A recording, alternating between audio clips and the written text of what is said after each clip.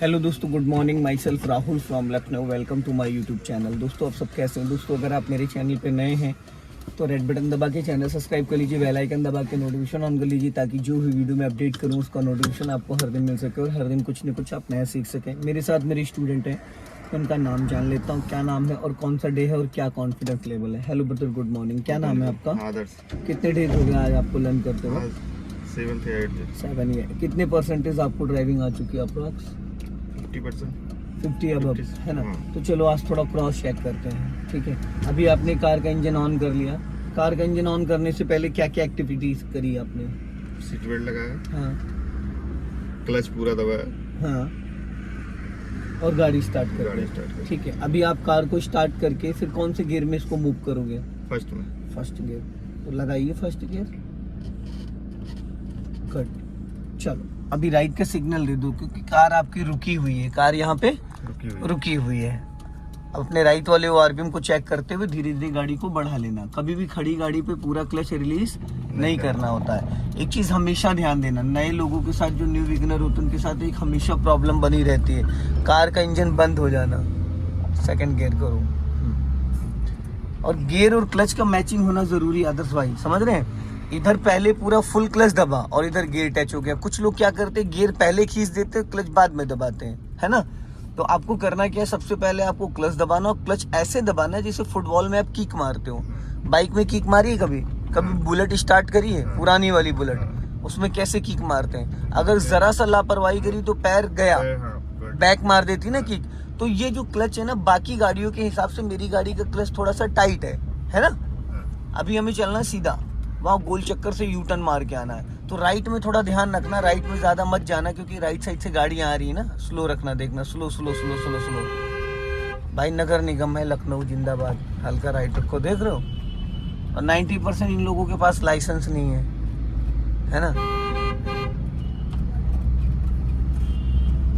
चलो अभी speed maintain करो थोड़ा सा।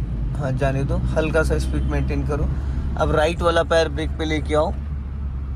हाँ, क्योंकि टर्निंग पॉइंट आ रहा है ना, यहाँ पे एक्सीलेटर नहीं लेना है और एक्सीलेटर पे पैर भी नहीं रखना है। ये हैबिट बनानी है आपको, हैबिचुअल हो जाना है। अभी स्पीड बढ़ाओ।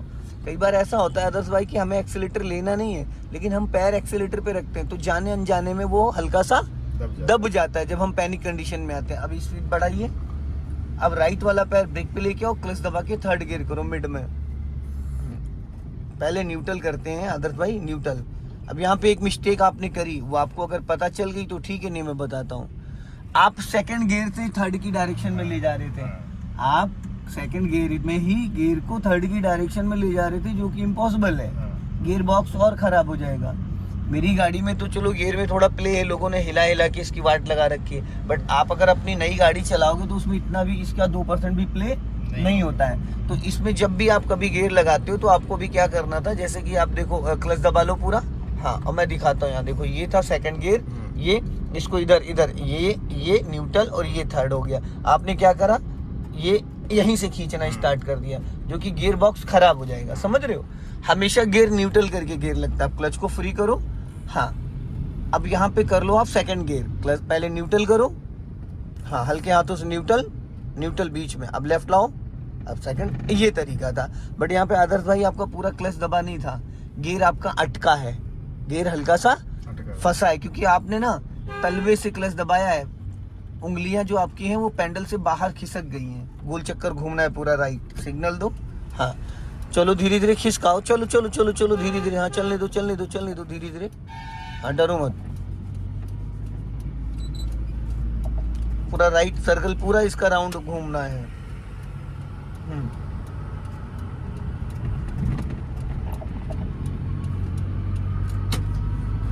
राइट साइड में ध्यान रखना, जो 2 वाइट पट्टी बनी है उनको क्रॉस नहीं करना, वो ऐसे डिवाइडर, नहीं तो ज्यादा राइट ले जाओगे तो दिक्कत होगी। चलते रहो धीरे धीरे। हाँ,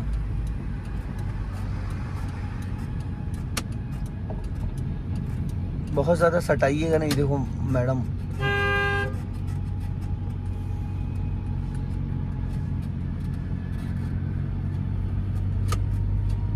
लेफ्ट का सिग्नल दे दिए। अब धीरे धीरे गाड़ी अपनी स्टीयरिंग सही से पकड़ी। स्टीयरिंग का तो सारा खेल है। जहाँ आपने गलत डायरेक्शन में स्टीयरिंग पकड़ी तो आपको लगेगा आप सही टर्न कर रहे हो, पर वो हाथों का डायरेक्शन गलत है तो गलत दिशा में ही गाड़ी आपकी जाएगी।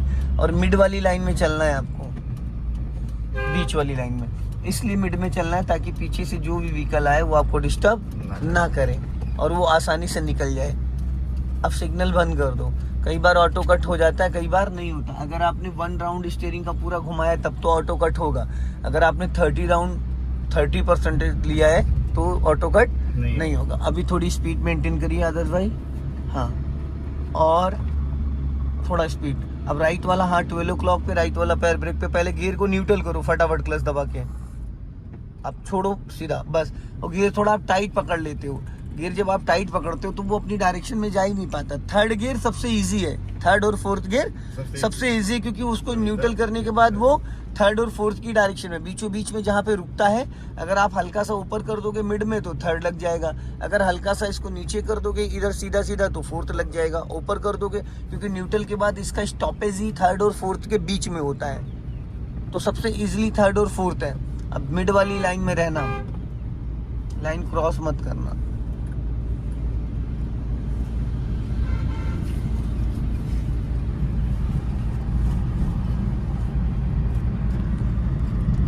हल्का सा स्पीड मेंटेन कर लो। अब ब्रेक पे पैर लियो, जाओ, हल्का राइट रखो, जाने दो, बढ़ाओ स्पीड। हाँ, अब यहाँ पे चौराहा है, देखो राइट से भी गाड़ी आ जाती है, लेफ्ट से भी आ जाती है, तो थोड़ा सा अलर्ट रहना है। एक्चुअल में क्या होता है ना कि कोई भी व्यक्ति हो, सुबह वाला जो पैटर्न होता है ना, तो सभी को लगता है रोड खाली है ना, सभी को लगता है रोड और खाली है, उसी में धोखा हो जाता है। क्योंकि जब खाली होता है तो स्पीड लोग बढ़ा के चलते हैं और सामने वाला भी यही सोच के आता है, और फिर होता है क्या है, भिड़ जाती है। जहाँ पे ट्रैफिक है वहाँ पे ऑप्शन ही नहीं आपके पास है भगाने का, नहीं है, चाह के भी नहीं भगा सकते। पर इन रोडों पे आप 40, 50, 60, 70, 80 भगा सकते हो, लेकिन गाड़ी उतनी तेज चलानी चाहिए जितनी आप संभाल सको। ओवर कॉन्फिडेंस ले डूबता है हमेशा।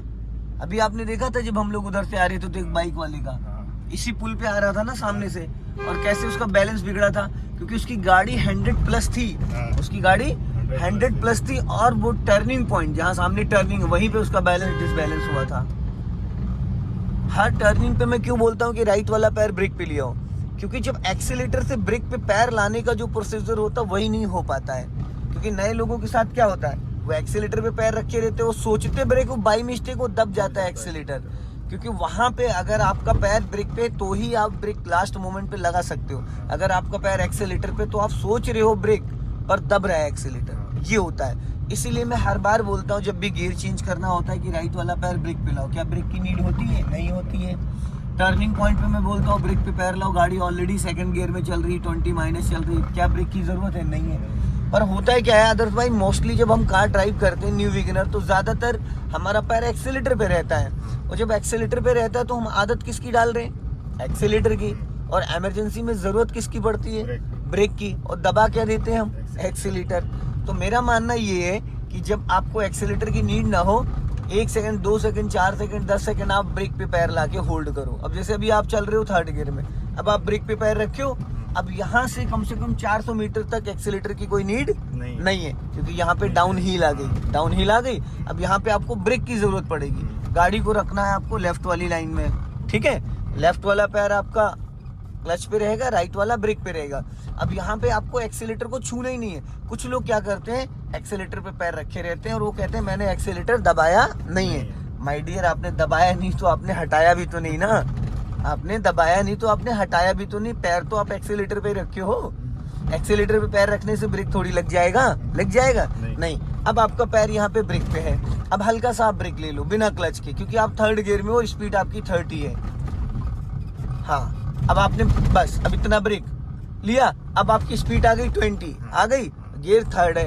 अब आप वापस ब्रेक को फ्री कर दो, वापस ब्रेक को फ्री किया, अब एक्सीलेटर पे पैर आप ले जा सकते हो।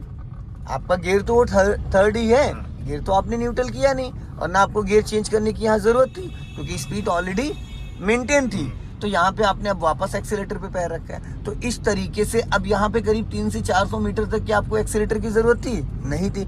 लेकिन कुछ लोग ऐसे होते हैं जो एक्सीलेटर पे ही पैर रखे रहते हैं, तो माइंड में उनके एक्सीलेटर का महत्व ज्यादा है। कुछ लोगों को आदर्श भाई यही नहीं पता है कि बिना एक्सीलेटर भी गाड़ी चलती है, क्योंकि उन्होंने कभी बिना एक्सीलेटर गाड़ी चलाई नहीं। उन्होंने कार स्टार्ट करी, हाफ क्लच को रिलीज किया और गाड़ी खिसकने से फर्स्ट सेकंड और रिवर्स गियर, थोड़ा सा क्लच छोड़ा उन्होंने और उसके बाद एक्सीलेटर दबा दिया।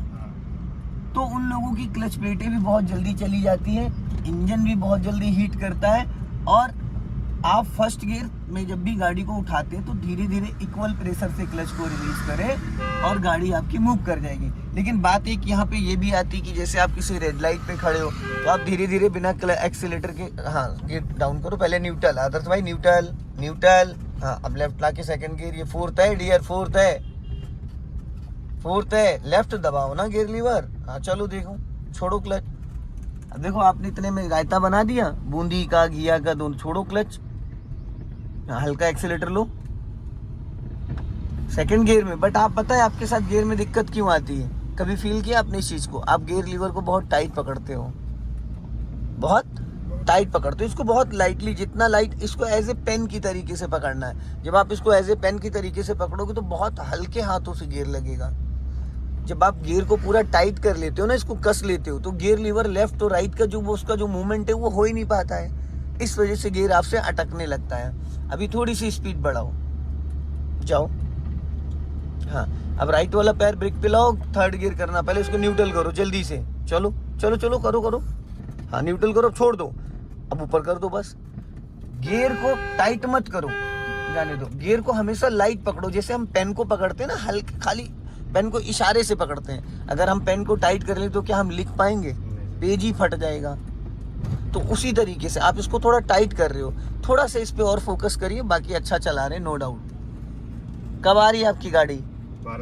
12 तारीख को। आज 2 तारीख को भी 10 दिन है। जैसे जैसे डेज आपके कम होते जाएंगे वैसे वैसे हार्ट बीट बढ़ती जाएगी, है ना? कौन सी ले रहे हैं? आओ, वेरी गुड, बहुत बढ़िया। कौन सा मॉडल ले रहे हैं? बढ़िया बढ़िया। तो दोस्तों देख रहे चेहरे पे इनकी खुशी बयान नहीं कर सकते हैं, लेकिन खुशी तभी है जब ये शोरूम से गाड़ी खुद लेके आए, समझ रहे? शोरूम से गाड़ी ये खुद ड्राइव करके लेके आए, तब तो सीखने का और हमारे सिखाने का फायदा है। क्योंकि अभी 10 दिन है इनके पास और 7 क्लासेस इनकी हो गई, 7-8 क्लासेस। तो अभी इनके टाइम से पहले इनकी क्लासेस कंप्लीट हो जाएंगी और तब तक के ये ट्रेन भी हो जाएंगे। कहाँ से परचेज कर रहे हैं आप गाड़ी? सर महानगर से। चलो गुड। अगर मेरे पास टाइम हुआ बिल्कुल तो मैं चलूंगा आपके साथ। अगर टाइम हुआ तो मैं आपको चलूंगा और आप खुद ड्राइव करके लेके आइएगा। वैसे जरूरत पड़ेगी नहीं, क्योंकि मेरे मोस्टली जितने भी स्टूडेंट है सीख के जाते हो शोरूम से खुद ही गाड़ी निकाल के ले आते हैं। आपकी तो चलो 15 क्लासेस हो जाएंगी, लोग तो हफ्ते भर में ही निकाल के ले आते हैं। क्योंकि फर्स्ट डे से मैं क्लच ब्रेक का पूरा कंट्रोल दे देता हूँ, तो उसमें ये चीटिंग वाला कोई सीन ही नहीं है कि हम यहाँ कुछ और कर रहे हैं। चलिए दोस्तों मुस्कुराइए, आप लखनऊ में। जय हिंद, वंदे मातरम। महानगर